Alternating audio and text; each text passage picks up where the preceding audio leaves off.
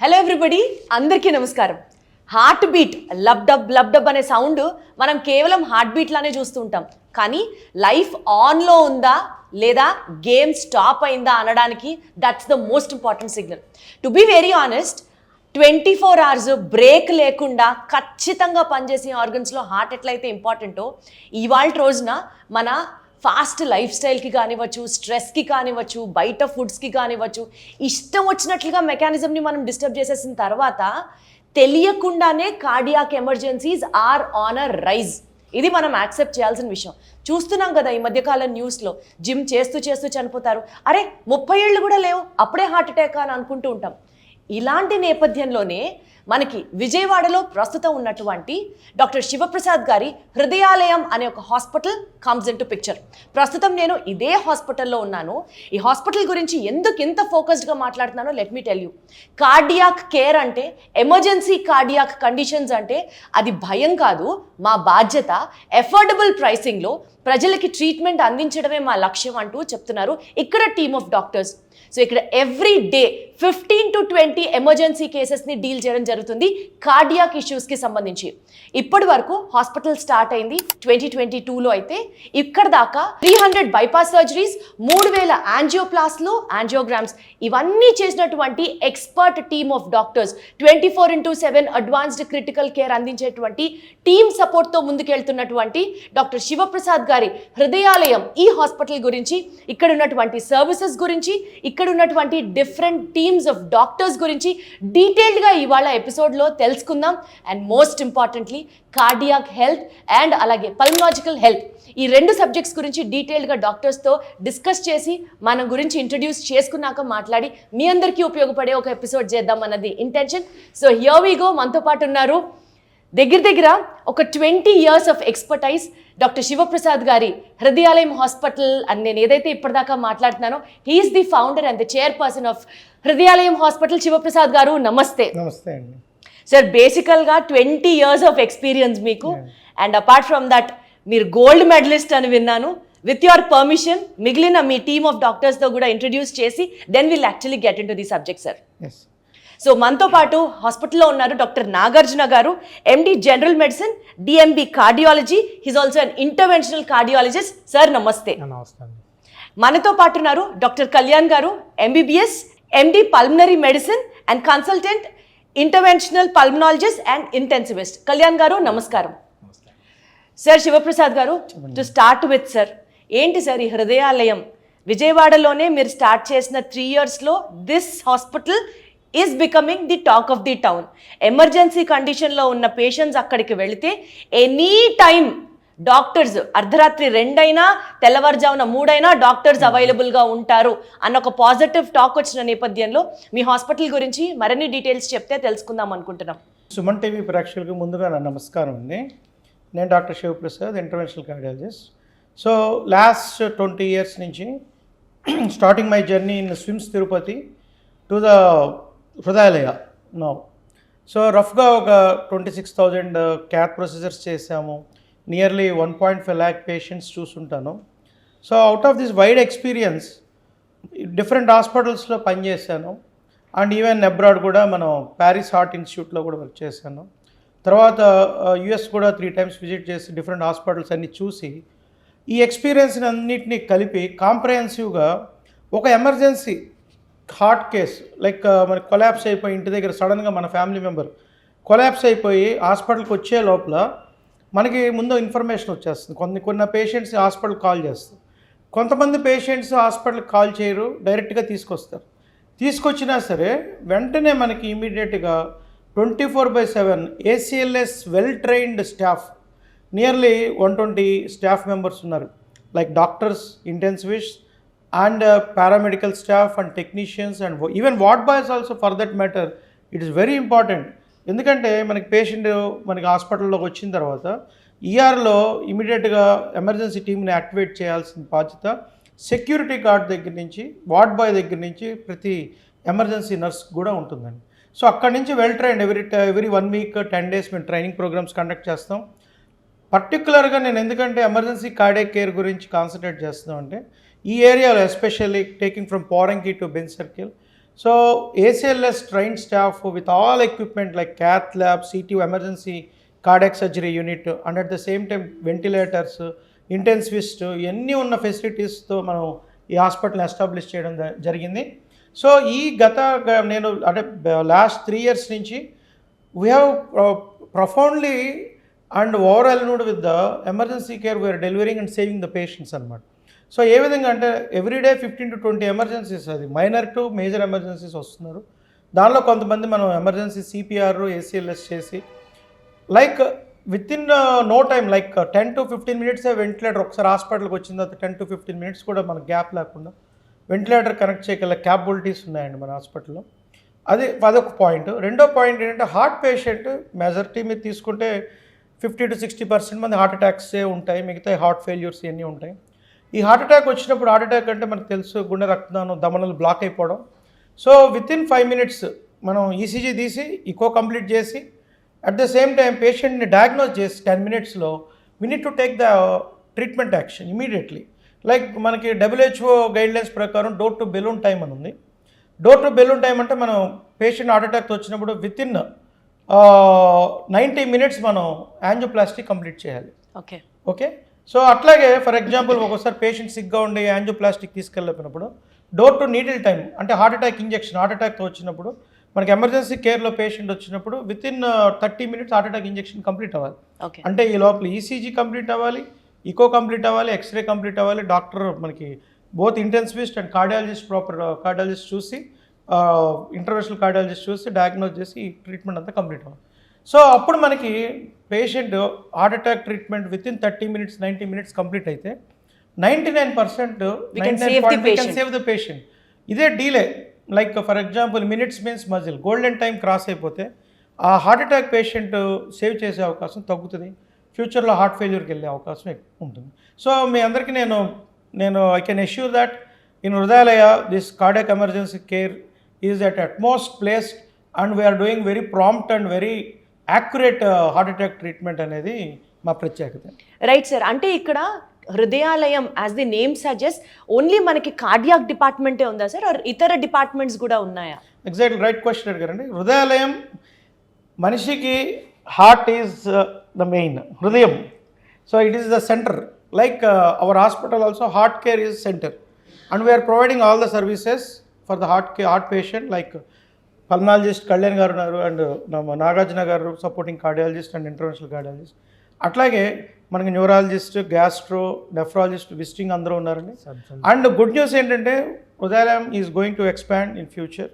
So we are shortly coming with a new block with all allied services with full time. తదాస్తు. More power to you sir, more power to you. Right. Nagarjuna garu ఇందాక sir చెప్పినట్లుగా కొన్ని technical terms అయితే వాడారు కానీ but ఒక లేమ్యాన్కి అర్థమయ్యేటట్టు మీరు చెప్పండి సార్. హార్ట్ అటాక్ అంటే ఏంటి? అంటే ఏదో గుండె నొప్పి వచ్చింది అదే హార్ట్ అటాకా? చాలా మంది ఛాతీలో నొప్పి వస్తే గ్యాస్ నొప్పి అనుకొని హార్ట్ అటాక్ని ఇగ్నోర్ చేస్తుంటారు. So what is heart attack and symptoms ఎట్లా ఉంటాయి for a layman to understand? Please let us know. Very nice to meet you అండి. సో కరెక్ట్గా అడిగారు. హార్ట్ అటాక్ వేరు అంటే చాలామంది అండి మనం చూస్తున్నాం పేషెంట్స్ని, చాలామంది హార్ట్ అటాక్ని గ్యాస్ నొప్పి కింద తీసుకుంటున్నారు. ఒక 10లో ఒక 4 పేషెంట్లు గ్యాస్ నొప్పి అని చెప్పి అశ్రద్ధ చేస్తున్నారు. మన దగ్గరికి వచ్చేపాటికి వితిన్ 30 minutesలో మనం ఎమర్జెన్సీగా ట్రీట్ చేయాలి హార్ట్ అటాక్ పేషెంట్ని, కానీ డిలే అవ్వటం వల్ల హార్ట్ ఫెయిల్యూర్లోకి వెళ్ళిపోతారండి. సో హార్ట్ ఏంటంటే టైమ్ ఈజ్ మజిల్, సార్ చెప్పినట్టుగా టైమ్ ఈజ్ మజిల్ అనమాట. సో అసలు ఈ గుండె నొప్పి ఎలా ఉంటుంది అంటే, సో చేతంతా పట్టేయటము, భరించలేని నొప్పి, ఫుల్గా చెమటలు పట్టేయటము, ఈ చేయి లాగటము, ఎడమ చేయి భుజము లాగటము, నడిస్తే ఆయాసం రావటము, కళ్ళు తిరగటము, కొంతమంది స్పృహ కోల్పోతారండి పడిపోయి. సో ఈ లక్షణాలు ఉంటాయి. అదే గ్యాస్ నొప్పి అనుకోండి, ఓన్లీ ఎపిగ్యాస్ట్రిక్ పెయిన్, ఇక్కడే నొప్పి చెప్తారు, అది కూడా తినిన తర్వాత పొట్టబురంగా ఉందని చెప్తారండి. సో ఈ వ్యత్యాసం చాలామంది ఐడెంటిఫై చేయలేకపోతున్నారు. సో ఇది ఐడెంటిఫై చేసి ప్రతి గ్యాస్ ఇప్పుడున్న కండిషన్లో ప్రతి పేషెంట్ గ్యాస్ నొప్పి అయినా దగ్గరలో ఉన్న సెంటర్కి వెళ్ళి ఒక ECG తీసుకోవడం ఉత్తమం అండి. Right sir. సార్ ఇప్పుడు హార్ట్ అటాక్ వచ్చినప్పుడు హార్ట్ ఫెయిల్యూర్ వస్తుందా? హార్ట్ అటాక్ అంటేనే హార్ట్ ఫెయిల్యూరా? హార్ట్ అటాక్ అంటే మనకి ఏదైతే రక్తనాళాల్లో బ్లాక్ ఉండేదాన్ని హార్ట్ అటాక్ అంటామండి. అది ఇమీడియట్గా వాళ్ళ ఛాతీ నొప్పి అని గుర్తించి వితిన్ ½ an hourలో వచ్చేసి హార్ట్ పంపింగ్ వీక్ అవ్వకుండా ఉంటే సో వాళ్ళు హార్ట్ ఫెయిల్యూర్లోకి వెళ్ళరండి. సో లేట్గా డిలేడ్గా వచ్చారనుకోండి, అప్పటికే హార్ట్ మజిల్ డ్యామేజ్ అయిపోద్ది. డ్యామేజ్ అయిపోయిన తర్వాత it will take some time to recover అనమాట. సో దాన్ని హార్ట్ ఫెయిల్యూర్లోకి వెళ్ళిపోతారండి వాళ్ళు. అంటే మీకు సింపుల్గా మనకి చెప్పాలంటేనండి, సార్ సో క్లుప్తంగా heart pain, gas pain, muscle pain, ఈ ఛాతిలో వచ్చే 3 రకాల ముఖ్యమైన నొప్పులు, ఇబ్బందులు ఇవి అన్నమాట. సో ఎప్పుడు నడకతో, పనితో, ఏదైనా మనం ఎక్సర్సైజ్ చేసేటప్పుడు వచ్చేది హార్ట్ పెయిన్ అండి. ఓకే. సో ఇప్పుడేం ఉండదు, మనం కామ్గా ఉన్నప్పుడు బాగానే ఉంటుంది. కొద్దిగా దూరం నడవగానే ఇక్కడంతా ఛాతంతా బరువుగా రావడం, దవడలు లాగడం, భుజాలు లాగడం, ఇవన్నీ వచ్చేసి నుంచోగానే మళ్ళీ తగ్గిపోతుంది. దాన్ని యాంజినా అంటారు. ఓకే. టిపికల్ యాంజినా, నడిస్తే పెరగడం, నుంచోగానే తగ్గడం. అట్లాగే కొంతమంది ఒకే టైంలో తిన్న తర్వాత కానీ తినక ముందు కానీ వస్తూ ఉంటుంది, పొట్ట బురం, పుల్లడ తేపులేని, దట్ ఈస్ గ్యాస్ పెయిన్. అట్లాగే కొంతమందికి ఇలా చెయ్యి పైకెత్తితే ఎక్కువగా రావడం, వంగితే ముందుకు వంగితే ఎక్కువగా అవడం, ఇటు పక్క తిరిగి పడుకుంటే బాగున్నట్టు అనిపించడం, ఒక పోస్చర్తో మారేది కండరాల నొప్పి అండి. నడకతో మెట్లెక్కినప్పుడు రావడం, ఆయాసం, బరువులా రావడం, అది గుండె నొప్పి. అట్లాగే ఆహారంతో రిలేటెడ్, ఒక టైంతో రిలేటెడ్ వచ్చేది హార్ట్ పెయిన్, ఒక టైంతో వచ్చేది గ్యాస్ పెయిన్. సో నడకతో, పనితో వచ్చేది హార్ట్ పెయిన్, ఒక ఆహారంతో వచ్చేది ముందు కానీ తిన్న తర్వాత కానీ వచ్చేది గ్యాస్ పెయిన్, అలాగే కదలికలతో వచ్చేది కండరాల నొప్పి. ఈ వ్యత్యాసం తెలుసుకొని ముందు అసలు పేషెంట్ తను తెలుసుకోవడం ద్వారా ముందు హాస్పిటల్కి వెళ్ళాలి కదా. ముందు ట్రీట్మెంట్కి హాస్పిటల్కి వచ్చిన తర్వాత మనం ఫర్దర్ ట్రీట్మెంట్ ప్రొసీడ్ అవ్వాల్సి వస్తుంది. కాబట్టి ముందు ఈ క్యాంప్ మనకి ఏంటంటే డిఫరెంట్ మెడికల్ క్యాంప్స్లో కానీ, మెడికల్ నాలెడ్జ్ అవేర్నెస్ ప్రోగ్రామ్స్లో కానీ మేము we try to tell about this, so that patients ముందు తెలుసుకుంటే హాస్పిటల్కి వస్తేనే ఫర్దర్ ట్రీట్మెంట్ మేము చేయగలుగుతాం. మీరు చెప్పినట్టు ఆ గోల్డెన్ టైం ని సేవ్ చేసిన వాళ్ళు అవుతారు. లేకపోతే ఏదో ఒక నొప్పి అనుకొని నెగ్లెక్ట్ చేస్తూ ఉంటే చాలా డ్యామేజ్ జరిగిపోతూ ఉంటుంది. Got it sir. సార్ ఇప్పుడు ఈ ఫాస్ట్ పేస్డ్ లైఫ్స్లో బీపీ, షుగర్ ఉన్న వాళ్ళే హార్ట్ గురించి ఎక్కువ ఆలోచించి జాగ్రత్తలు తీసుకోవాలా, ఆర్ చిన్న ఏజ్ నుంచి కూడా ఈ కార్డియాక్ హెల్త్ గురించి తెలుసుకొని జాగ్రత్తలు తీసుకోవడం అవసరం అంటారా సార్? అంటే ఈ యూట్యూబ్లు ఇవన్నీ మెడికల్ నాలెడ్జ్ ఎక్కువైపోయిన తర్వాత, maybe especially with ChatGPT help అయిపోయిన తర్వాత, చిన్న నొప్పి వచ్చినా సరే చాట్ జీపీటీని అడిగేస్తే ఏదో ఒక సొల్యూషన్ ఇచ్చేసి ఓవర్ భయపడడం అవసరమా? ఆర్ బీపీ, షుగర్ ఒక ఏజ్ తర్వాత వచ్చినప్పుడు అప్పుడు కార్డియాక్ హెల్త్ గురించి జాగ్రత్తలు తీసుకోవడం బెటరా? ఏమిటంటే అండి, కొన్ని స్టడీస్ ఏంటంటే by the age of 22 years atherosclerosis అంటే కొలెస్ట్రాల్ డిపాజిషన్ జరుగుతుంది చూస్తూ ఉంటాము. సో ప్రతి ఒక్కరు కొన్ని కంజనైటల్ హార్ట్ డిసీజెస్ ఉంటాయి, అంటే పుట్టుకతో వచ్చే హార్ట్ డిసీజెస్, జెనెటికల్ ఇన్హెరిటెన్స్లు, ఏంటంటే హైపర్ట్రోఫిక్ కార్డియోమయోపతీస్ అంటాము, అవి చిన్న వాళ్ళలోనే చూస్తూ ఉంటాము. అలాగే జెనెటికల్ ఇన్హెరిటెన్స్ వల్ల హార్ట్ ఫెయిల్యూర్లోకి DCMP అని చెప్తాము. సో ఈ చిన్నప్పటి నుంచి కూడా డెవలప్ అవుతాయండి. సో ప్రతి ఒక్కరూ ఏంటంటే ఆయాసం కానీ, నడిస్తే ఆయాసం రావటము, ఛాతి నొప్పి, బరువు అనిపించడం, చెమటలు పట్టడము, కాళ్ళ వాపులు రావటము, ఇవన్నీ ఉన్నప్పుడు ఏంటంటే డాక్టర్ దగ్గరికి వెళ్ళి సంప్రదిస్తే మంచిది. సో షుగర్, బీపీ ఉన్న పేషెంట్స్ ఏంటంటే తరచుగా ఇయర్లీ వన్స్ ఒకసారి కార్డియాక్ చెకప్ చేసుకోవడం ఉత్తమం అండి. సో ఎందుకంటే ఒక్కోసారి షుగర్, బీపీ పేషెంట్స్, స్మోకింగ్ చేసేవాళ్ళు, ఒబిసిటీ, ఊబకాయం ఉన్నవాళ్ళు, ఫ్యామిలీలో హార్ట్ ప్రాబ్లం ఉన్న వాళ్ళు ఏంటంటే ఈ ఈసీజీ ఎక్కువ నార్మల్గా ఉండొచ్చు ఒక్కోసారి. సో TMT అనే టెస్ట్ ఉంటాయి, వాటి ద్వారా మనం చేసి దాన్ని బట్టి మనం ట్రీట్మెంట్ ఇస్తూ ఉంటాము. బీపీ, షుగర్ ఉన్నవాళ్ళు ప్రత్యేక శ్రద్ధ అయితే వహించాలండి. బీపీని మనం సైలెంట్ కిల్లర్ అంటాం. Hyper tension is a silent killer. So hyper tension ఉన్న వాళ్ళకి, ఫర్ ఎగ్జాంపుల్ హై బీపీ ఉన్న వాళ్ళలో 50% మందికి తెలుస్తుంది వాళ్ళకి బీపీ ఉందని. వాళ్ళు ట్రీట్మెంట్ తీసుకున్న 50% మందికి కంట్రోల్ అవుతుంది. ఆ ట్రీట్మెంట్ తీసుకున్న ఇంకా 50% రూల్ ఆఫ్ 50 అని ఉంది. సో 50% మందికే మనకి ఎండ్ రిజల్ట్ వస్తుంది. అంటే మనం బీపీ కంట్రోల్ చేసుకొని హార్ట్ ప్రాబ్లమ్స్ రాకుండా సేవ్ చేసుకున్నాం. So hyper tension patient should be very cautious. అలాగే షుగర్ పేషెంట్స్ ఈజ్ లైక్ మనకి very susceptible to the heart attacks. Especially sugar patients young ఏజ్లో 30 years 40 yearsలో, చిన్న వయసులో, ఎస్పెషల్లీ టైప్ 1 డయాబెటీస్ అంటాం, వీళ్ళు very high risk for heart attacks. So వీళ్ళు కూడా periodic checkups, doctor గారు చెప్పినట్టు పీరియాడిక్ చెకప్స్ చేయించుకోవడం, అట్లాగే షుగర్ అదుపులో పెట్టుకోవడం. షుగర్ అనేది కంట్రోల్ లేకపోతే చెట్టుకి చదబట్టినట్టు. So all varieties, retina, kidney problems, brain issues, skin problems అన్నీ వచ్చేస్తాయి. హార్ట్ అటాక్స్తో పాటు బోన్స్ పలచబడిపోవడం ఇవన్నీ ఉంటాయి. సో ఈ క్రమంలో షుగర్ పేషెంట్ ఆల్వేస్ ఎక్స్ట్రా ప్రికాషన్లో ఉండాలి. అంతేకాకుండా తల్లిదండ్రులు ఇద్దరికి హార్ట్ అటాక్స్ ఉండి లేకపోతే ఫాదర్కి కానీ మదర్కి కానీ మెటర్నల్ లైన్లో జెనెటిక్ లైన్లో హార్ట్ అటాక్స్ ఉన్నప్పుడు పిల్లలు జాగ్రత్త పడటం చాలా ముఖ్యం. 40 years నుంచి స్పెషల్ కార్డియాక్ టెస్ట్లు ఎవ్రీ ఇయర్ చేయించుకోవడం మంచిది. సార్ పేరెంట్స్ ఇద్దరు డయాబెటిక్ అండ్ హైపర్టెన్సివ్ అయితే నెక్స్ట్ జనరేషన్కి హార్ట్ అటాక్ వచ్చే ఛాన్స్ ఏమైనా రిలేట్ అయి ఉంటుందా సార్? 100% అండి. అంటే first of all diabetes hyper tension it self is a 2 steps down. అచ్చా. వీ నీడ్ టు బి మనకేంటి లైఫ్ స్టైల్ మోడిఫికేషన్, తర్వాత పీరియాడిక్ చెకప్స్ ఇవన్నీ అవసరం. అట్లాగే ఆ 2 steps డౌన్లోనే హార్ట్ అటాక్ రిస్క్ కూడా వస్తుంది. Okay, got it sir. సరే, ఇప్పుడు యూజువల్గా కొంతమంది చెప్తూ ఉంటారు, నాకు ఎప్పుడు గుండె దడలాడుతూ ఉంటుంది, అర్ధరాత్రి లేస్తే కూడా మెలకు వచ్చేస్తే కూడా గుండె దడ రిపోర్ట్ చేస్తూ ఉంటారు. కొంతమంది డాక్టర్ దగ్గరికి వెళ్ళి చూపించుకుంటే ఎప్పుడు లో బీపీ అనే చెప్తారు. అవును. ఈ గుండె దడ అంటే అనుకుంటున్నా, ఐ డోంట్ నో బికాజ్ నాకు మీకంత సబ్జెక్ట్ లేదు ఉండదు కాబట్టి, ఈ గుండె దడ కొట్టుకోవడం అంటే హై బీపీనా? హై బీపీ అన్నా లో బీపీ అన్నా కార్డియాక్ ఇష్యూ ఉన్నట్టా లెక్క? లేదు, గుండె దడను హై బీపీ అని చెప్పడానికి లేదు. గుండె దడ అనేది ఒక సిమ్టమ్ అండి. ఇంగ్లీష్లో మనం పాల్పిటేషన్ అంటాం. సో పాల్పిటేషన్ అంటే ఫర్ ఎగ్జాంపుల్ మీరు ఇలా కూర్చోన్నాను, మన గుండె కొట్టుకుంటున్నట్టు మనకు తెలియదు. అదే మీరు ఒక ఫ్లోర్స్ స్పీడ్గా ఎక్కారనుకోండి, తెలుస్తుంది, మన హార్ట్ బీట్ మనకు తెలుస్తుంది. లేకపోతే మనకు బాగా కోపం వచ్చింది, మన హార్ట్ బీట్ మనకు తెలుస్తుంది. సో మన హార్ట్ బీట్ మనం ఏ పని చేయకుండా కామ్గా కూర్చొని నిద్రపోవడానికి ట్రై చేసినప్పుడు మన హార్ట్ బీట్ మనకు తెలుస్తుందంటే అదే గుండె దడ. అది తెలియకూడదు. ఇలా కూర్చున్నప్పుడు మన గుండె కొట్టుకుంటున్నాడు మనకు తెలియకూడదు. సో ఏ సర్కమ్స్టాన్సెస్లో తెలుస్తుంది అంటే, ఒకటి మీరు అన్నట్టు BP, one of the reason is BP. Okay, గుండె దడ రావడానికి one of the reason high BP. So high blood pressure ఉన్నప్పుడు మన గుండె ఎక్కువ స్ట్రెయిన్తో కొట్టుకుంటూ ఉంటుంది. కొట్టుకున్నప్పుడు మన గుండె బీటింగ్ అనేది మనకి కామ్గా ఉన్నా సరే తెలుస్తూ ఉంటుంది. అట్లాగే మనకి రక్తహీనత, బ్లడ్ లేనప్పుడు కూడా మనకి గుండె దడ వస్తుంది. కొంతమందికి ఎక్స్ట్రా కరెంట్స్ అనేవి వస్తూ ఉంటాయి హార్ట్లో, వాళ్ళకు కూడా ఏంటంటే గుండె ఆగి కొట్టుకున్నట్టు మిస్డ్ బీట్ అంటాం.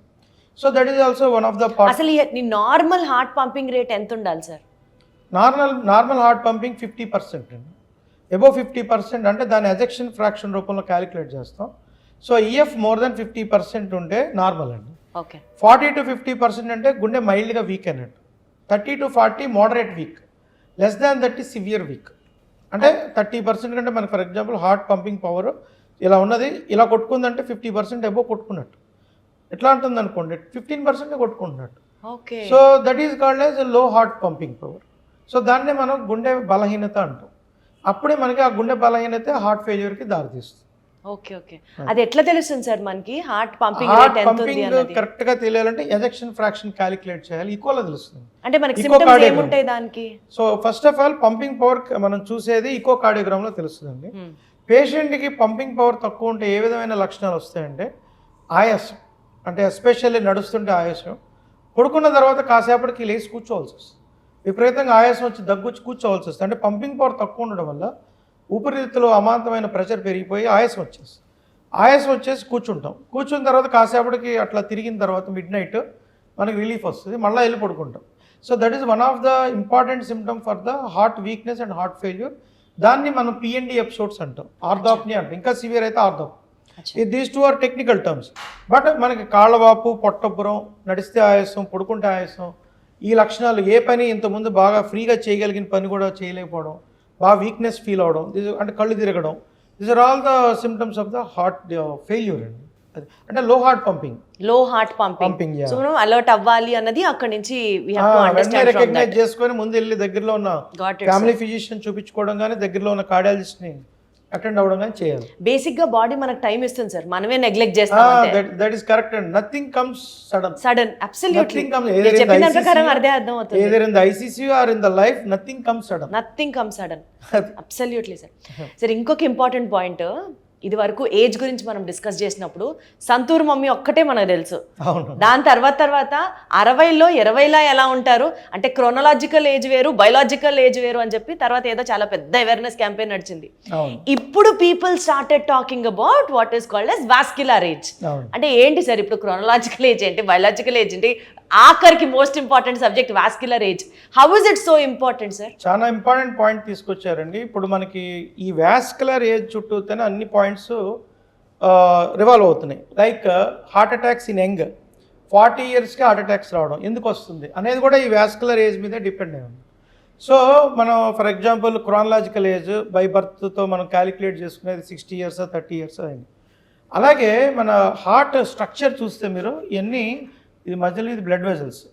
సో ఈ బ్లడ్ వెజల్స్ అనేవి రక్తనాళాలు అనేవి బ్రెయిన్, హార్ట్, కాళ్ళలో, చేతుల్లో ఎవ్రీ ఆర్గాన్కి ఆర్టరీస్ ఉంటాయి. సో ఆర్టరీస్నే వాస్కులర్ అంటాం. వాస్కులర్ స్ట్రక్చర్ అంటే it's the biggest structure in the body. Okay. So మన వాస్కులర్ లోపల ఇంటిమా అని ఉంటుంది, దాన్ని మనం అలా పరుచుకుంటూ వెళ్తే 30 టెన్నిస్ కోర్ట్స్ వస్తాయండి. అంత బిగ్ ఒక మనిషిలో అంత వాస్కులర్ స్ట్రక్చర్ ఉంటుంది. సో ఈ వాస్కులర్ స్ట్రక్చర్, ఆ వాస్కులర్ హెల్త్ అనేది vascular age. So for example ఇంతకుముందు ఒక పెద్ద మనిషి, ఒక చిన్న పర్సన్ వచ్చినప్పుడు 30 years ఏజ్ పర్సన్ ఓపీలోకి వచ్చినప్పుడు, 60 years ఏజ్ అతను వచ్చినప్పుడు యూజువల్గా మనం ఏమనుకుంటాం, 60 years ఏజ్ అతను కూర్చుంటారు, 30 years అతను అటెండర్ అనుకుంటాం. సో బాబాయిని అబ్బాయి తీసుకొచ్చేవారు ఇదివరకు ఏది చెకప్కి. ఇప్పుడు అబ్బాయినే బాబాయ్ తీసుకొస్తున్నారు. సో అంటే హార్ట్ ప్రాబ్లమ్సే కానీ హెల్త్ ప్రాబ్లమ్సే కానీ చిన్న వయసులో ఎక్కువ అవుతున్నాయి ఈ జనరేషన్. సో దానికి ముఖ్యమైనది ఏంటంటే డ్యామేజ్డ్ వాస్కులర్ ఏజ్. అంటే మనకి 30లోనే 60 years వచ్చేయడం. మనం క్రానలాజికల్ ఏజ్గా 30 years, బట్ మన వాస్కులర్ ఏజ్ 60 years. అట్లాగే 60 years అతను మనకి చాలా healthy life style, government employees, రోజు సైకిల్ తొక్కొని మనకి వెజిటబుల్ మార్కెట్కి వెళ్ళి తెచ్చుకోవడం, ఎక్కడ బైక్ వాడకపోవడం, మెట్లు మనకి ఎక్కడ లిఫ్ట్ వాడకపోవడం, మెట్లే వాడడం, స్మోకింగ్ అలవాటు లేకపోవడం, టైంకి 9 o'clock కల్లా నిద్రపోయి పొద్దున్నే 6కి లేచి చక్కగా 1 hour ఎక్సర్సైజ్ చేసుకోవడం, యోగా, మెడిటేషన్. ఈ 60 years నుంచి చేసిన అతని ఏజ్ 30 ఉంటుంది.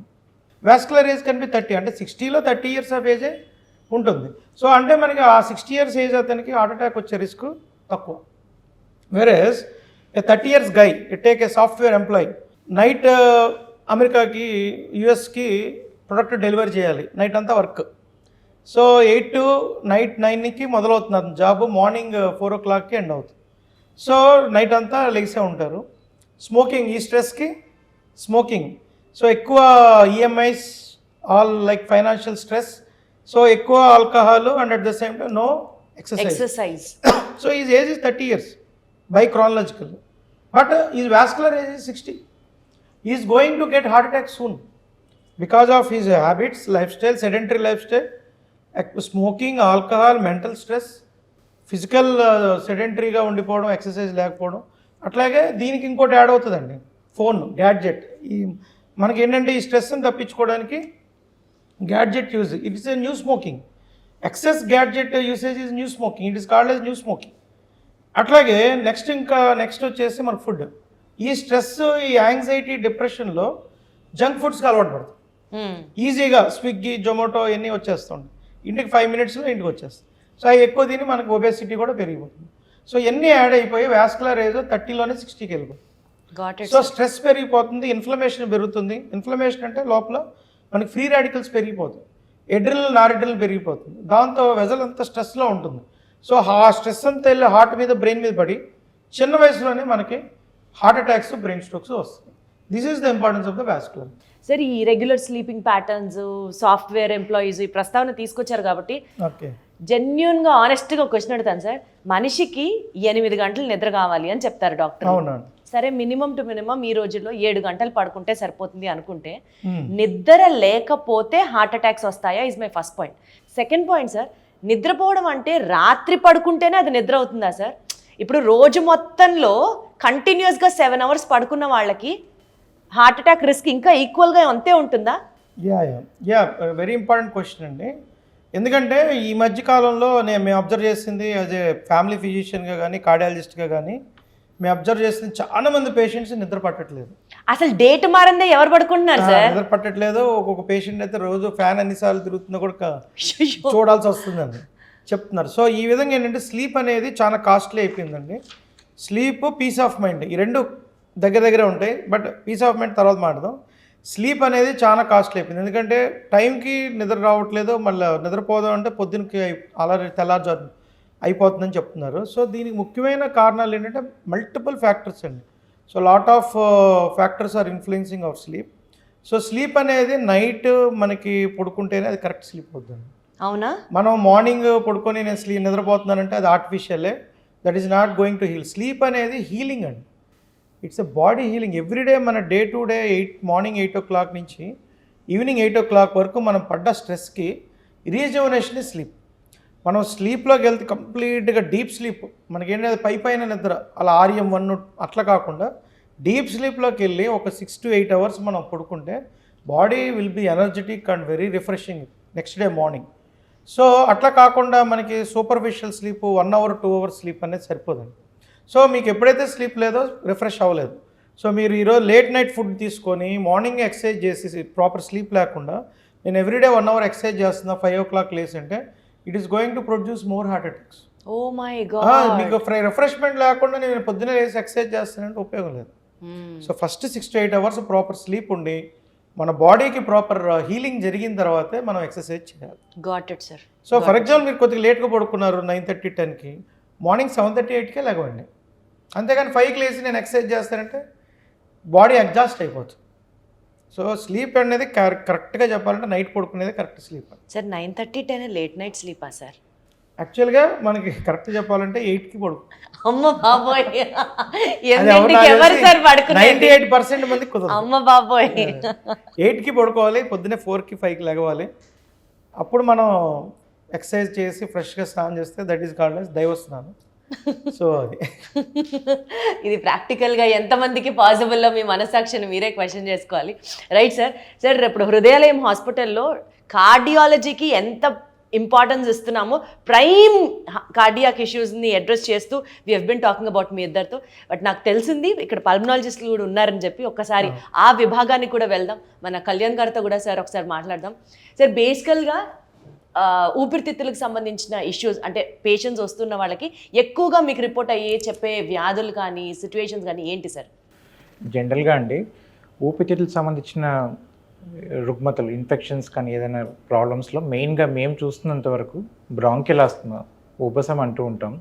ఈ పొగ పీల్చే వాళ్ళల్లో కనిపించే COPD కాంప్లికేషన్స్, ఇన్ఫెక్షన్స్ అంటే నిమోనియా, వీటి రిలేటెడ్ ఇష్యూస్ కనపడుతూ ఉంటాయి. కొత్తగా ఇందాక డిస్కస్ చేసినట్లు నిద్ర సరిగ్గా లేకపోవడం వల్ల వచ్చే కాంప్లికేషన్స్, ఒబెసిటీ వల్ల నిద్ర సరిగ్గా పట్టకపోవడం, స్లీప్ యాప్నియా అంటూ ఉంటాం, వీటి రిలేటెడ్ కాంప్లికేషన్స్, ఇంకా రెగ్యులర్గా వచ్చే TB ఇన్ఫెక్షన్స్ ఇవన్నీ కూడా చూస్తూ ఉంటామండి.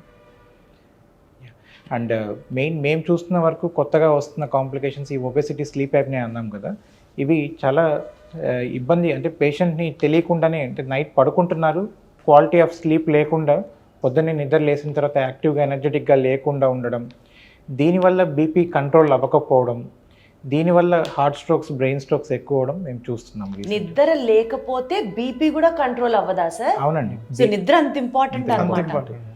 Okay okay. అది కూడా ఒబెసిటీ కాంపోనెంట్ ఎక్కువ అవ్వడం వల్ల, మెదడుకి కావాల్సిన కరెక్ట్గా ఆక్సిజన్ సరఫరా లేకపోవడం వల్ల, స్లీప్ యాప్నియా విపరీతమైన గురక ఉండి ఈ ఇబ్బందులన్నీ రావడం వల్ల మనకు నిద్ర అనేది deep sleep, quality of good amount of sleep లేకపోవడం వల్ల బాడీలో స్ట్రెస్ పెరుగుతూనే ఉంటుంది. స్ట్రెస్ హార్మోన్స్ రిలీజ్ అవ్వడం వల్ల వచ్చే కాంప్లికేషన్స్ కొత్తగా చూస్తున్నాం.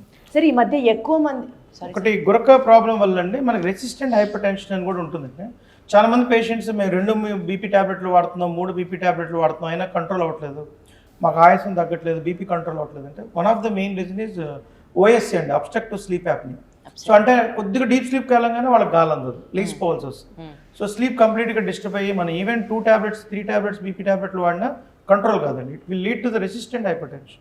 So that is one of the main reason for resistant hyper tension is OSC. Sir ఇందాక మీరు చెప్పినట్లు సార్ అన్నట్లు ఆ OSAలో అబ్స్ట్రక్టివ్ స్లీప్ యాప్నియాలో బాడీలో కార్బన్ డైఆక్సైడ్ పేరుకుపోతూ ఉంటుంది అండ్ అది కూడా చాలా క్రిటికల్ కండిషన్కి దారితీస్తుంది. ఇలాంటి కేసెస్ ఈ మధ్య ఎక్కువైపోతున్నాయి అని విన్నాం. అది నిజంగా లైఫ్ స్టైల్ రిలేటెడా సార్ లేకపోతే పొల్యూషన్ రిలేటెడా? పొల్యూషన్ రిలేటెడ్ కంటే కూడా లైఫ్ స్టైల్ రిలేటెడ్ ఈవెంట్సే అండి. Lack of physical activity, sedentary life styles, obesity పెరగడం, వీటన్నిటి వల్ల మనం పడుకోగానే విపరీతమైన గురక, సో ప్రాపర్ స్లీప్, మనకు ఈ గొంతు కండాలని లావ్ అయిపోవడం వల్ల మన ఊపిరి తీసుకునే గొట్టం ట్రెకియా అంటాం, దాని మీద కంప్రెషన్ అయిపోయి కావాల్సిన ఆక్సిజన్ లోపలికి వెళ్ళకపోవడం, లోపల చెడిగాలి కార్బన్ డైఆక్సైడ్ బయటికి రాకపోవడం, వీటి వల్ల నిలిచిపోవడం వల్ల వచ్చే కాంప్లికేషన్స్. సో ఎప్పుడైతే మెదడుకి ఆక్సిజన్ సరిగ్గా అందదో అది డీప్ స్లీప్లోకి వెళ్ళలేదు బ్రెయిన్. సో వెంటనే మన రెగ్యులర్ స్లీప్స్ అంటూ ఉంటాం, స్టేజ్ 1లోనే ఉంటూ ఉంటారు వీళ్ళు ఎంతసేపటికి. సో ఆ స్టేజ్లోనే ఉండడం వల్ల మనకు వచ్చిన బ్యాడ్ హార్మోన్స్ అంటే కెమికల్స్ మన బాడీలో రిలీజ్ అవ్వడం వల్ల BP పూర్తి కంట్రోల్ లేకపోవడం, ఇవన్నీ చూస్తూ ఉంటాం. సార్ యాక్చువల్గా కోవిడ్ వచ్చే వరకు ఎవరికి లంగ్ ప్రాబ్లమ్స్ లేవు, కోవిడ్ వ్యాక్సిన్ వేసుకున్న తర్వాతే అసలంటూ దగ్గు మొదలైంది, అసలంటూ లంగ్ ప్రాబ్లమ్స్ మొదలైంది అంటూ చాలా మంది మాట్లాడతారు. అందులో అసలు నిజం ఎంత ఉందంటారు? నిజం కాదండి. కోవిడ్ రిలేటెడ్ వ్యాక్సిన్ వల్ల మనకు కొత్తగా లంగ్స్ ప్రాబ్లమ్స్ వస్తున్నాయి అనేది కరెక్ట్ కాదండి. ఎందుకంటే కోవిడ్ వ్యాక్సిన్ ఇవ్వడం వల్లే కొన్ని కోట్ల మంది దాని వచ్చే సివియారిటీని తప్పించుకోగలిగాం. కాంప్లికేషన్స్ మన ముందు నుంచి లంగ్ ప్రాబ్లమ్స్ ఉన్నాయి. ఎప్పుడైతే కోవిడ్ అనే రిలేటెడ్ ఇష్యూ వచ్చిందో మనకు లంగ్ అనే ఒక ప్రాబ్లం, ఒక సివియారిటీ ఉందనేది మనం ఐడెంటిఫై చేసాం. కాబట్టి టుది స్పెసిఫిక్గా కంప్లైంట్ రాగానే ఒక డాక్టర్ దగ్గరికి వెళ్ళడం జరుగుతుంది. కాబట్టి దాని రిలేటెడ్ ఇష్యూస్ వస్తున్నాయని ఒక కోఇన్సిడెంటల్ టాక్ జరుగుతుంది, కానీ బట్ అది తప్పండి. వ్యాక్సిన్ రిలేటెడ్ వల్ల లంగ్ ఇష్యూస్ కానీ కొత్త ప్రాబ్లమ్స్ వస్తున్నాయి అనేది మిత్ మాత్రమే. అంతే సార్. ఇప్పుడు చాలామంది ఇన్హేలర్స్ వాడుతూ ఉంటారు కదా సార్, ఆస్తమాకి కావచ్చు, దగ్గుకు కావచ్చు, అట్లాగా ఆ ఇన్హేలర్స్లో స్టెరాయిడ్స్ ఉంటాయి, ఇన్హేలర్స్ వాడడం ప్రాణాంతకం, డాక్టర్లు ఊరికనే ఇన్హేలర్స్ ఇస్తారు అన్న మాటలో ఎంత వాస్తవం ఉంది sir? How important are inhalers for the lung health? Exactly అండి. అది అంటే చాలా వరకు ఉన్న అపోహ, ఇన్హేలర్స్ వాడడం వల్ల చాలా వరకు కాంప్లికేషన్స్, ఒక వ్యసనం అయిపోతుంది కంపల్సరీ ఇంకా వాడితేనే లైఫ్ అని. అలా కాదు. జస్ట్ అంటే చిన్న ఎగ్జాంపుల్ లాగా మనం ఒక 1 mg ట్యాబ్లెట్ డైరెక్ట్గా నోట్ ద్వారా తీసుకుంటే మొత్తం బాడీ అంతా సర్క్యులేట్ అయ్యి మన లంగ్స్లోకి వస్తూ ఉంటుంది. అలా కాకుండా దాన్ని ఒక 1000 పార్ట్స్ డివైడ్ చేసి ఒక పార్ట్ని డైరెక్ట్గా లంగ్స్లోకి ఇవ్వడాన్ని మనం ఇన్హేలర్ అంటూ ఉంటాం. డైరెక్ట్గా లంగ్స్లోకి ఇస్తున్నాం కాబట్టి మనకి ఎక్కడైతే ప్రాబ్లం ఉందో దాని యాక్షన్ స్మూత్ అవుతుంది, వెంటనే రిజల్ట్స్ కనపడుతూ ఉంటాయి. సైడ్ ఎఫెక్ట్స్ ఉండవని చెప్పం, బట్ చాలా తక్కువ అండి, చాలా తక్కువ. సంవత్సరం రోజులు ఇన్హేలర్ వాడితే వచ్చే కాంప్లికేషన్స్ చూసాం కంటే కూడా 1 or 2 days వాడడంలో వచ్చే కాంప్లికేషన్స్ చాలా తేడా ఉంటాయి. సో స్టిరాయిడ్ వరకు వస్తే మనం తీసుకునే 1 mg త్రూఅవుట్ 1 year మనం వాడుతున్న డోసు. సో ఆ 1 mg 1 year వాడుతున్న డోసెస్కి మేజర్ కాంప్లికేషన్స్ ఏం కనపడవండి. అండ్ వ్యసనం అనే కాంపోనెంట్ ఏమి ఉండదు. అది తీసుకోవడం వల్ల కంప్లీట్ లైఫ్ స్టైలే చేంజ్ ఉంటుంది. అప్పటి వరకు చిన్న దూరం నడిచిన ఆయాసం, ఒక ఫ్లోర్ స్టెప్స్ ఎక్కిన విపరీతమైన ఆయాసం, వాళ్ళ లైఫ్ స్టైల్ కంప్లీట్గా అలా సెడెంటరీగా ఉండిపోవాల్సి వచ్చిన పీపుల్ ఎప్పుడైతే ఇన్హేలర్స్ వాడుతున్నారో వాళ్ళ కంప్లీట్ లైఫ్ స్టైల్ చేంజ్ అయ్యి యాక్టివ్గా ఉండడానికి ప్రయత్నించుకోవడం, ఈ డిసీజ్ ఏదైతే ఉందో దాన్ని అక్కడికి హాల్ట్ చేసుకొని ఫర్దర్ ప్రోగ్రెషన్ మనం ప్రివెంట్ చేసి చాలా వరకు వాళ్ళ హెల్తీ లైఫ్ స్టైల్ని చూస్తూ ఉంటాం. అయితే లేనిపోని అపోహలు పెట్టుకోకుండా డాక్టర్స్ ప్రిస్క్రైబ్ చేసినట్లుగా ఇన్హేలర్స్ని వాడడమే మంచిది. మీకు ఇంకా సింపుల్గా చెప్పాలంటే అండి, ఐ ఇన్ఫెక్షన్ ఉన్నప్పుడు eye drops compulsory, year infection ఉన్నప్పుడు ఇయర్ డ్రాప్స్ కంపల్సరీ. ఈ ఇన్హేలర్ అనేది కూడా సేమ్ అండి. మనం అది ఇన్హేలర్ ఎందుకంటామంటే మనం ఆ పఫ్ ఇస్తేనే లోపల లంగ్స్లోకి వెళ్తుంది. సో మనం ఆ దెబ్బ తగిలినప్పుడు ఆయింట్మెంట్ ఇక్కడే రాసుకుంటాం, మొత్తం ఒళ్ళంతా రాసుకుంటాం. సో ట్యాబ్లెట్స్ కూడా మనం ఎక్కువ వాడకూడదు. ట్యాబ్లెట్స్ కంటే inhalers better actually, because it's like eye drops. ఐకి ఇన్ఫెక్షన్ ఉన్నప్పుడు ఐ డ్రాప్స్ ఎలా వాడతామో, లంగ్కి మనకి ఆస్తమా ఉన్నప్పుడు ఇన్హేలర్ అనేది కంపల్సరీ. సో ఇన్హేలర్ డోసెస్ తగ్గించుకోవచ్చు కావాలంటే, బట్ ఇన్హేలర్ అలవాటు అయిపోతుంది, ఇన్హేలర్ ఒకసారి వాడితే లంగ్ ప్రాబ్లం పెద్దదైపోతుంది అనేది కరెక్ట్ కాదు. కాకపోతే ఇన్హేలర్ పీల్చిన తర్వాత నోట్లో నీళ్ళు వేసుకొని పుక్కిలించి చూసేయాలి. చాలామంది చేసేది ఏంటంటే ఇన్హేలర్ పీల్చిన తర్వాత నోట్లో నీళ్ళు వేసుకొని పుక్కిలించరు, దానివల్ల ఈ నోరంతా పొక్కిపోతుంది. తర్వాత ఇన్హేలేషన్ తీసుకునే టెక్నిక్లో కూడా చాలా డిఫరెన్స్ ఉంటుంది. ఇన్హేలేషన్ డీప్గా తీసుకోవాలి, అది లంగ్స్లోకి వెళ్ళాలి. చాలామంది పెద్దవాళ్ళు ఏం చేస్తారంటే ఇన్హేలర్ పీల్చినప్పుడు నోట్లోనే పడిపోతుంది. సో ఆ ముందంతా ఇక్కడే ఉంటుంది, ఉండిపోయి నోరంతా మనకి డ్రై అయిపోవడం, నోరంతా టేస్ట్ తెలియపోవడం, సో ఏది తీసుకున్న ఆహారం తెలియట్లేదు. ఇన్హేలర్ వాడటం వల్ల మాకు ఈ సైడ్ ఎఫెక్ట్స్ వచ్చినాయని చెప్తూ ఉంటాం. It is all due to the improper inhalation technique అండి basic. So basically inhalation technique నేర్చుకుంటే ఇన్హేలర్స్ చేసే మంచి ఎక్కువ, చెడు గురించి ఆలోచించి భయపడద్దు అన్నది నాకు అర్థమవుతుంది సార్ మీరు చెప్తుంటే. సార్ ఇప్పుడు మనకి వ్యాక్సిన్స్ కోవిడ్కి ఎట్లా అయితే ప్రచారంలోకి వచ్చాయో, ఇతరత్ర వాటికి వ్యాక్సిన్స్ ఎట్లా అయితే ఉన్నాయో, do we also have vaccines for ఫ్లూకి కానివ్వచ్చు, ఇన్ఫ్లుయెన్జా కావచ్చు, న్యూమోనియా కావచ్చు, దీనికి కూడా మనకి వ్యాక్సిన్స్ ఉన్నాయి sir to prevent them completely? అవునండి, ఎగ్జాక్ట్లీ. ఇప్పుడు ఈ ఇన్ఫ్లుయెంజా వ్యాక్సిన్స్ అనేది చాలా కామన్గా ఇప్పుడు కాదు, ఎన్నో ఏళ్ల తరబడి ఇస్తున్నారు. ఆ వ్యాక్సిన్ ఎవరిలో ఇంపార్టెంట్ అంటే వృద్ధుల్లో, కొంచెం వయసు అయిన వాళ్ళల్లో, బ్యాక్గ్రౌండ్లో షుగర్, బీపీ, కొంచెం ముందు నుంచి స్మోకింగ్ చేస్తున్న వాళ్ళు, కార్డియాక్ పేషెంట్స్, కిడ్నీ పేషెంట్స్, వీళ్ళల్లో వాళ్ళకి ఇమ్యూన్ సిస్టమ్, వ్యాధి నిరోధక శక్తి కొంచెం మందగిచ్చి ఉంటుంది. ఎప్పుడైతే ఒక చిన్న ఇన్ఫ్లుయెంజా ఇన్ఫెక్షన్ వచ్చినా సరే వాళ్ళల్లో తరచుగా, అంటే రెగ్యులర్ పేషెంట్స్లో 1-2 రోజులు లేదంటే మ్యాక్సిమం 3-4 రోజులు ఇబ్బంది పడేది, వీళ్ళల్లో బాగా సివియారిటీ వరకు వెళ్ళి కొంచెం ఐసీయూలో అడ్మిట్ అయ్యి ఎక్కువ రోజులు ఆక్సిజన్, ఈవెన్ ఒక్కోసారి పెద్ద ఎన్ఐవి వెంటిలేటర్ రిక్వైర్మెంట్ కూడా చూస్తూ ఉంటాం. వీళ్ళల్లో వ్యాక్సిన్ వేసుకోవడం వల్ల మనకు ఆ రెసిస్టెంట్ ఆ ఇన్ఫెక్షన్ వచ్చే మనకు కొంచెం స్టామినా పెరుగుతుంది. దానివల్ల ఇన్ఫెక్షన్ వచ్చినా సరే అంత సివియర్ వరకు పోకుండా 1-2 రోజుల్లోనే త్వరగా కోలుకోవడానికి హెల్ప్ చేస్తుంది. మనకు తరచుగా మనకు వయసు అయిన వాళ్ళల్లో కానీ ఈ బ్యాక్గ్రౌండ్లో ఉన్న కోమార్బిటీస్ అంటాం, ఈ ఉన్న ఇష్యూస్ వాళ్ళల్లో తరచుగా ఇచ్చేది ఇన్ఫ్లుయెంజా వ్యాక్సిన్, సంవత్సరానికి ఒకటి వేసుకోవడం. న్యూమోకోకల్ వ్యాక్సిన్ అంటూ ఉంటాం, నిమోనియా, బ్యాక్టీరియల్ న్యూమోనియా అంటూ ఉంటాం. వాటికి 60 సంవత్సరాల తర్వాత ఒక వ్యాక్సిన్, ఇంకొకటి అట్లా ఏవైతే ప్రాబ్లమ్స్ ఉంటాయో ఇవి వేసుకోవడం వల్ల చాలా వరకు ఉపయోగం ఉంటుంది. సార్ మీరు చెప్పేది ఎల్డర్లీ పీపుల్లో మాట్లాడుతున్నారు. స్కూల్కి వెళ్ళే పిల్లల్లో కూడా స్కూల్లో మెడికల్ క్యాంప్స్ నిర్వహించినప్పుడు కామన్ కోల్డ్కి వ్యాక్సిన్ ఇస్తారు. అది ఎంతవరకు వర్కౌట్ అవుతుంది సార్? ఇవ్వాలండి. పిల్లల్లో మనకు తరచుగా మన Indian academy of pediatric guidelines ప్రకారం కూడా పిల్లల్లో రొటీన్గా ఇన్ఫ్లుయెంజా వ్యాక్సిన్ అనేది అడ్వైజబుల్. ఎందుకంటే వాళ్ళల్లో మనం ఇందాక డిస్కస్ చేసినట్లు ఎప్పుడైతే కొంచెం కోమార్బిటీస్ అంటే ఇబ్బందులు ఉన్న వాళ్ళలో ఎలా అయితే చూస్తామో పిల్లల్లో కూడా ఇంచుమించు అలానే ఉంటాయి. వాళ్ళకి బ్యాక్గ్రౌండ్లో లేకపోయినా సరే వాళ్ళ వ్యాధి నిరోధశక్తి తక్కువ ఉంటుంది. సో వాళ్ళలో చిన్న ఇన్ఫ్లుయెంజా వచ్చినా సరే చాలా ఇబ్బందులు గురవుతుంది. కాబట్టి వాళ్ళలో వ్యాక్సిన్ ఇవ్వడం అనేది చాలా వరకు ఉపయోగకరం. Got it sir. సార్ ఫైనల్గా లంగ్ హెల్త్కి సంబంధించి ప్రజలకి మీరు ఇచ్చే ఒక అడ్వైస్ ఏంటి అంటే ఏం చెప్తారు sir? Exact. So healthy life style అండి. మెయిన్ స్మోకింగ్ ఆపడం, బయటికి పొల్యూషన్లోకి వెళ్తున్నప్పుడు చిన్నపాటి మాస్క్ వేసుకోవడం, కొంచెం డైలీ ఒక బ్రీతింగ్ ఎక్సర్సైజెస్ చేయడం, కొంచెం దూరం నడవడం అంటే రెగ్యులర్గా తిన్న తర్వాత కొంచెం స్మూత్గా నడవడం కాకుండా బ్రిస్క్ వాక్ అంటూ ఉంటాం. ఆ బ్రిస్క్ వాక్ చేయడం వల్ల ఎక్కువ అమౌంట్ ఆఫ్ గాలి పీల్చుకోవడం, ఎక్కువ వదలడం వల్ల lung expansion, lung stamina, functional residual capacities అంటూ ఉంటాం, అవి ఎప్పుడైతే ఇంప్రూవ్ అవుతాయో ఆ పర్సన్కి ఆక్సిజన్ తీసుకోవడం, కార్బన్ డైఆక్సైడ్ వదలడం అనే స్టామినా పెరుగుతుంది. సో ఏదైనా ఇన్ఫెక్షన్ వచ్చినా సరే దాన్ని తట్టుకునే శక్తి రాగలుగుతుంది. ఓకే. సో వయసు అయిన వాళ్ళలో వ్యాక్సిన్స్ వేసుకోవడం, ఇవన్నీ జాగ్రత్తలు చాలా వరకు ఉపయోగపడతాయి. Got it sir, wonderful. Sir Shivaprasad garu, before I conclude మిమ్మల్ని ఇంకొక ఇంపార్టెంట్ క్వశ్చన్ ఇందాకే అడగాల్సింది, but never late than ever sir. Sir ఇప్పుడు ఏదో టెస్ట్ వచ్చిందంట సార్, ఏదో కంట్రీలో రష్యానో లండనో క్యాన్సర్కి వ్యాక్సిన్ కనుక్కున్నట్టు హార్ట్ అటాక్ రాకుండా తెలుసుకునే ఒక టెస్ట్ కూడా ఒకటి మన భారతదేశంలో వచ్చిందంట. అది బాగా ప్రచారంలో ఉంది. What is that sir? అంటే హార్ట్ అటాక్ రాకుండా కాదండి, ఆల్రెడీ మనకి ఫ్యామిలీలో హార్ట్ అటాక్స్ ఉన్నప్పుడు, లేకపోతే షుగర్ బీపీ ఉన్నప్పుడు, మనకి కొద్దిగా high risk life style like smoking అన్ని అలవాట్లు ఉన్నప్పుడు మనకి హార్ట్ అటాక్ వచ్చే అవకాశం ఉందో లేదో తెలుసుకునే టెస్ట్ అండి లైపోప్రోటీన్ ఏ అంట. ఓకే. సో లైపోప్రోటీన్ ఏ అనేది one of the LDL variety అండి, ఎల్డిఎల్ కొలెస్ట్రాల్ వెరైటీ. సో దాని బ్లడ్లో లైఫ్లో సింగిల్ టైం చేసుకోవచ్చు అది.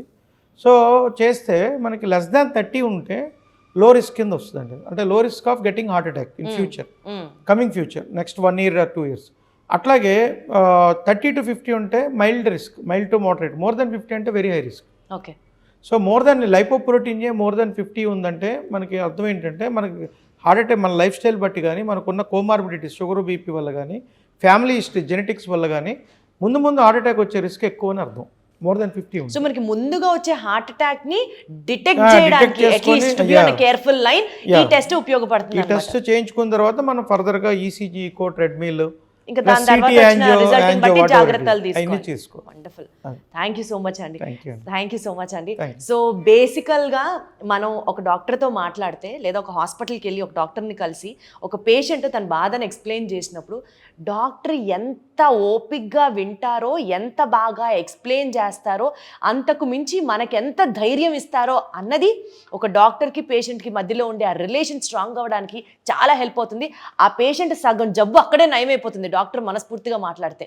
వీళ్ళతో నాకున్నటువంటి ఆ బేసిక్ డౌట్స్ మాట్లాడుతుంటేనే అమ్మయ్య ఇక్కడికి వస్తే పర్వాలేదు, మనని బాగా చూసుకుంటారు వీళ్ళు అన్న ఒక నమ్మకం నాకైతే కలిగింది. సో డెఫినెట్లీ వీళ్ళతో ఇంకాస్త ఎడ్యుకేటివ్, ఇన్ఫర్మేటివ్ ఎపిసోడ్స్ చేస్తూ ఉంటాను. డెఫినెట్లీ మీ అందరికీ కూడా హెల్ప్ అవుతుంది అని ఆశిస్తూ, మీరు కూడా ఎప్పుడైనా సరే heart related issues, cardiac related issues, lung related issues ఒకవేళ if you have to see, ఇప్పుడు డాక్టర్ గారు చెప్పినట్లుగా ఎర్లియస్ట్ సిచ్యువేషన్లో మీరు కనుక ఒక డాక్టర్ని కన్సల్ట్ చేయాలి అని అనుకుంటే ప్రాబబుల్లీ డాక్టర్ శివప్రసాద్ గారి Hrudayalayam in Vijayawada is the definitely one stop destination. నాకు అర్థమవుతుంది, మీరందరూ కూడా అర్థం చేసుకుంటారని కోరుకుంటూ, sir thank you so much. See you soon in all the coming episodes. More power to the all. Thank you.